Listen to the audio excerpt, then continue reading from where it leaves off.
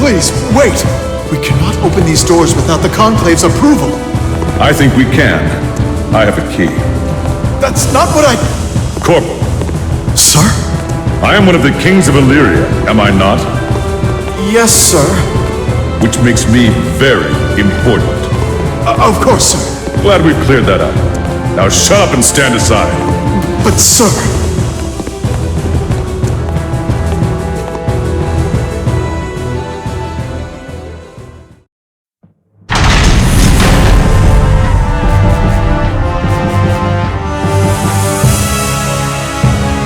A wise decision, Second King Leo Whitefang. You are far more capable a human being than I initially suspected.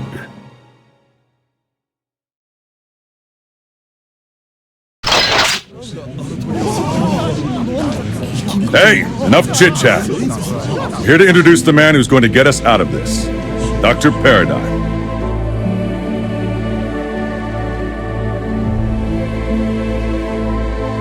Explain yourself, Leo. Dr. Paradigm is one of the heroes who saved us from extinction during the Baptisma 13 incident. He appears to be a Gear.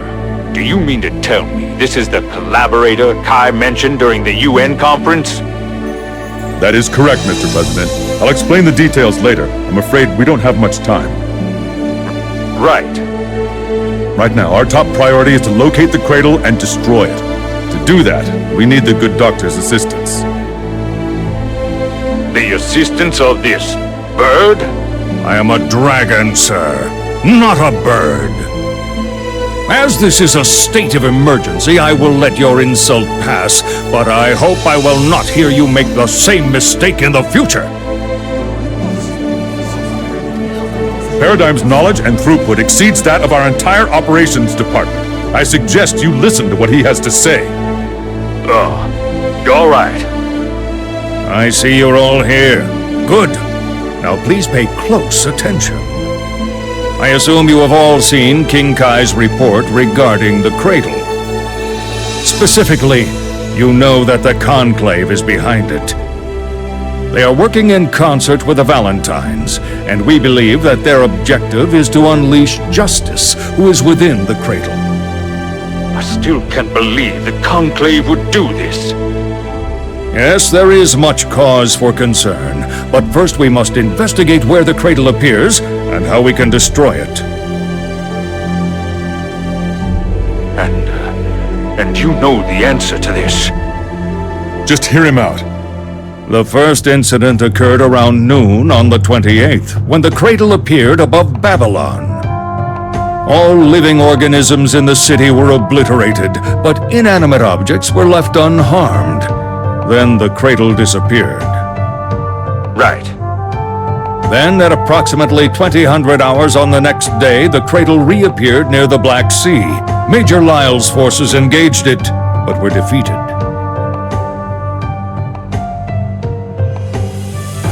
There are several important facts here. First, where did the cradle disappear to? Second, why was only living matter affected? Third, how is it possible that some members of Major Lyle's unit survived?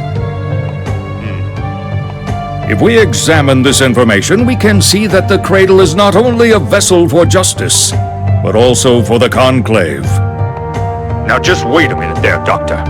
You're suggesting the cradle is some kind of ship for the Conclave? That wasn't in the report. We know that there are living organisms inside of the cradle. My hunch is that they are human. Every nation on Earth is currently analyzing the data we have, but so far I've seen nothing to corroborate your argument. That's because your probes are only designed to detect life, and your analysis tools are not designed for this sort of data. Filter out the noise, and you'll see signals that indicate life, even if you can't spot the occupants themselves. Even so, that's not enough to draw a conclusion. I was going to address this later, but since you've asked, perhaps I can adjust my presentation. Please. The core issue here is how the cradle attacked Babylon, As I considered it, I began to suspect that it was not an attack at all, but rather a mode of transportation. I'm sorry, but could you please elaborate on that? Very well. First, it was initially theorized that the cradle disappeared in order to avoid pursuit, but that makes us ask, was that in fact teleportation? What else would it be? True teleportation would require the object to reappear elsewhere almost immediately. But the cradle was gone for nearly 32 hours. Moreover, there is no known process which can teleport such a large object. Then where the hell did it go? The backyard. It really exists then? I do not blame you for doubting its existence, but I can assure you it does. I have in fact entered the backyard. I thought the backyard was just a theory, an academic exercise. Why would the cradle go there? The answer to that is simple. Even with the doctor's knowledge, it would be nearly impossible for us to enter the backyard. I see. That said, travel to the backyard is actually quite simple, at least theoretically. First, one must exchange a portion of the real world with a corresponding area inside the backyard. Then place the cradle within the borrowed portion of the backyard. And finally, simply return both areas to their original worlds. The sphere we saw that appeared to be an attack was in fact the rapid expansion of backyard space into our own realm. That doesn't explain the disappearance of all the residents of Babylon. This brings us to my second point. Are you aware of what happens to a normal life form when it enters the backyard? Oh no. Oh yes, they turn to dust. The backyard is composed of high-density information. It governs all of creation. Any normal creature is immediately crushed by that wealth of data. That said, it has no effect on any non-living matter. Which is why only living creatures in Babylon were affected. That is why I believe said sphere was an intrusion of the backyard into our realm. Now, on to my third point. Major Lyle's unit was initially assumed to have been utterly destroyed, but in fact proved to have survivors. The Opus anti-Valentine units that had been deployed for the attack also survived the sphere. According to the testimonies of the survivors, they were touched by the sphere, but able to escape it. We did a little research and discovered that every single one of them had something in common. What was it? Every one of them fought alongside Kai Kist during the Baptisma 13 incident. When the first-generation Valentine attacked Illyria, all our defenses were useless against her. Why? Because their divine steps and their magic were too foreign. They belonged only to those who dwelt in the backyard. The High King was able to grasp this and eventually lead his men to victory. To protect them, soldiers under his immediate command were given a unique blessing. And it worked? Quite well. Then the Opus are also under this blessing? We suspect that to be the case. Oh, not exactly. We've done a little research on our own, and the Opus are mostly Gears. What the? We Gears also fought against Valentine and were able to resist her power even without a special blessing. No doubt the Sanctus Populi noticed this. But research on gear cells has been banned by the UN. This is an enormous problem. Mr. President, please. This is a serious issue and something we must carefully investigate, but for now, perhaps we should keep it a secret. Perhaps you should both calm down. The Opus have been dispatched across the world to help. I doubt we'll feel much scrutiny immediately. Even so, I think this means I'll have to bump. It's not you, it's me. Down to number 2 on my list of things I wish I hadn't heard. I'm afraid that sort of thing is beyond my expertise. You will need to figure out the details among yourselves once we've overcome this crisis. We've gotten a bit sidetracked, but I believe we can state that the mode of transport for the cradle caused the casualties at Babylon. Returning to my original point, if it is true that people can board the cradle, then this hypothesis seems even more likely. tell us everything you know. As I've explained, subjects that have been properly prepared can survive in the backyard for a period of time. But it is akin to, for example, space or the deep ocean. You could survive for a time, but not indefinitely. Eventually, everyone must come back for a breath. I get it. That's why the cradle reappeared. It all makes sense. Well done. This is the gear King Kai told us wished to coexist. I fear I may have criticized him prematurely, without seeing the whole picture. Don't be too hard on yourself. I did the same thing. What do we do now? As long as the cradle is in the backyard, we're at a loss. That is not necessarily true. Do you recall King Leo's words when we began? Our end game is the destruction of the cradle. Therefore, we must change the way in which we approach this problem. They have removed our avenues of attack because they fear an attack. Now is the time for us to turn the tables.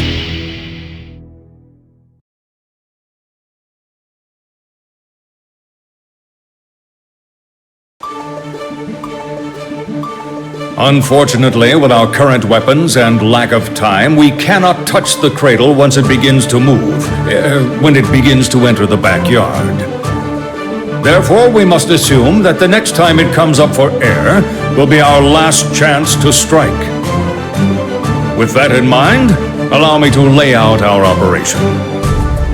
We have narrowed down the next location where the cradle is likely to surface, as well as when.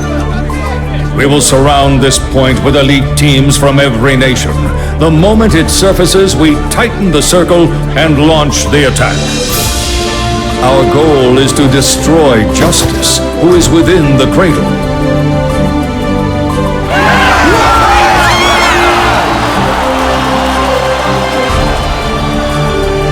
Amazing, Doctor. After 2 defeats, morale was at an all-time low. But your insight has given us new hope. You flatter me. My ability to rally your men was only possible because you have encouraged acceptance of other species. Damn. Well, I'll be sure to double my support for coexistence at the next UN hearing.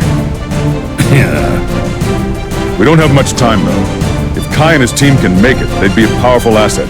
But I don't know if they can get here fast enough. We've no choice. No doubt Ramlethal's diversions took into account the locations of Frederick, the High King, and the Cradle. Our biggest problem now is the absolute defense Felion. If we can't take that shield down, all of our firepower will be useless. I've already devised a countermeasure for that. They're in for an exciting surprise. You seem prepared for everything. In fact, you seem to know an awful lot before I came to release you. How did that happen? Ah, yes. Before you came, I had another visitor who filled me in on all the details. But the room is impregnable. I've got the only key. Perhaps it is impregnable to any normal person, but my visitor is in fact my trump card for the cradle. Though I worry how Frederick will react. Dr. Paradigm, we have a President Vernon on the line. Excellent! We've prepared the old beacons just like you asked. We just need to place them at the coordinates you gave us, correct?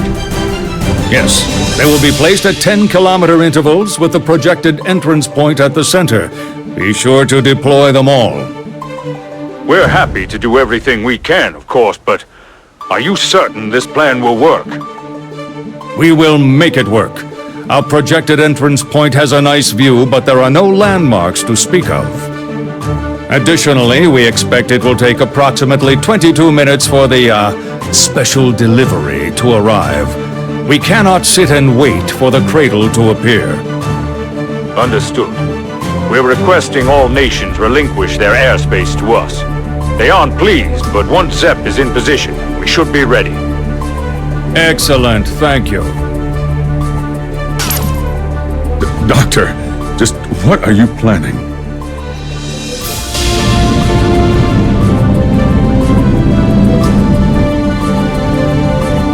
Stupid bird must be out of his goddamn mind.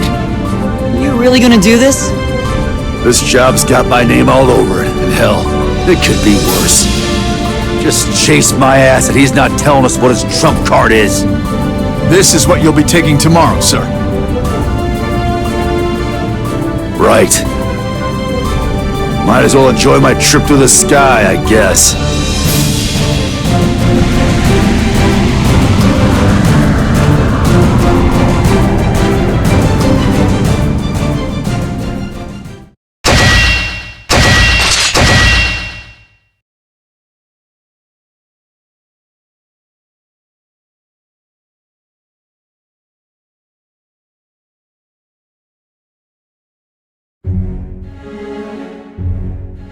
From the memoirs of Erip Maves de Uraid.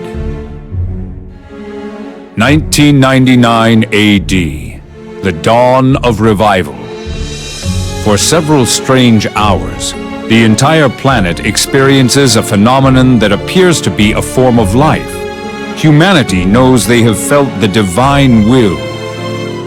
An investigation shows that the creature had tried to manifest itself through electronic circuitry.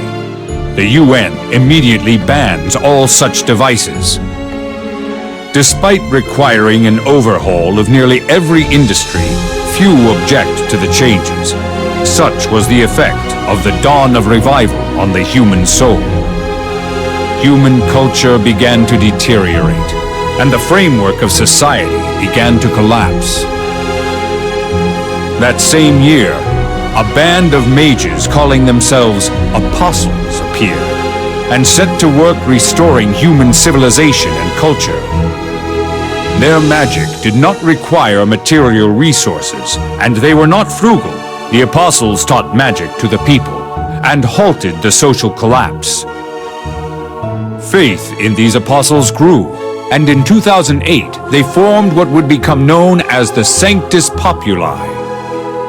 Their disciples began to travel the world, spreading their teachings with the conclave's blessing. In Europe, they found an especially devoted following. In 2010, the UN declared sorcery and magic the new standard and called for all nations to dismantle their traditional weapons and technology. Allowances of a new all-purpose resource called Zeal were issued to each household. This ended one war, but created another. In early 2014, a team of scientists under Vince McDonald completed their theoretical assessment of gear cells. Through the application of magic, they could fuse these cells to the material world, allowing them to reproduce and become at least semi-permanent. This concerned me.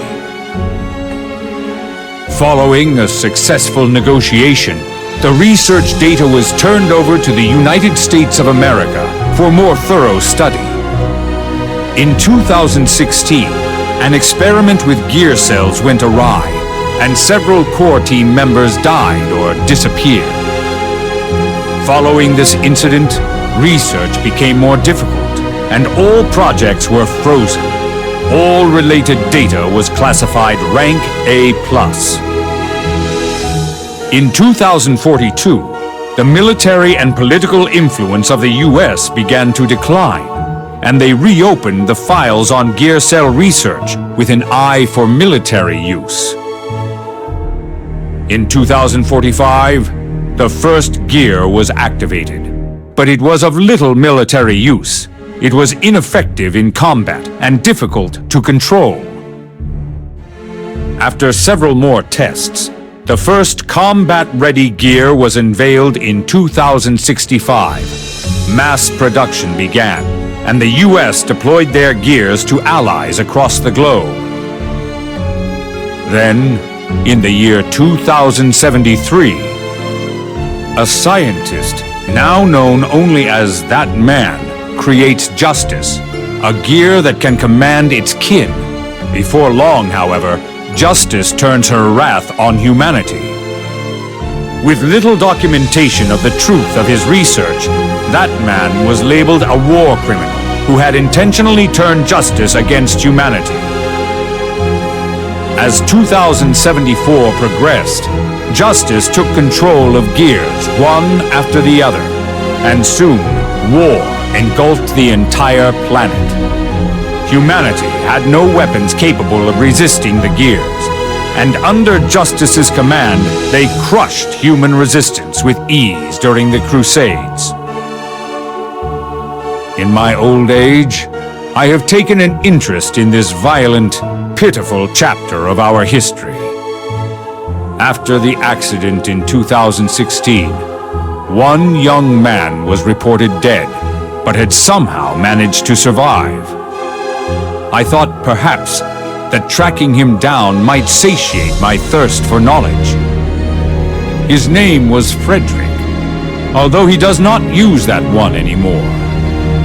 His passion shone like the sun to illuminate my path, and so I wanted to bestow upon him a name that reflected that bright light. I hope he approves of it.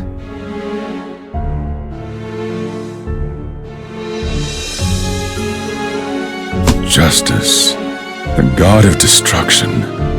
She wasn't supposed to have a mind of her own, but suddenly she became self-aware, took control of gears across the world, and led a rebellion.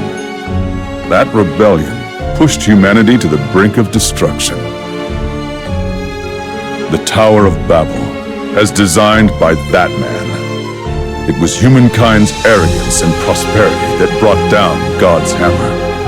If that happened again, would we stand a chance? No. We have to win. We have to do whatever it takes to win.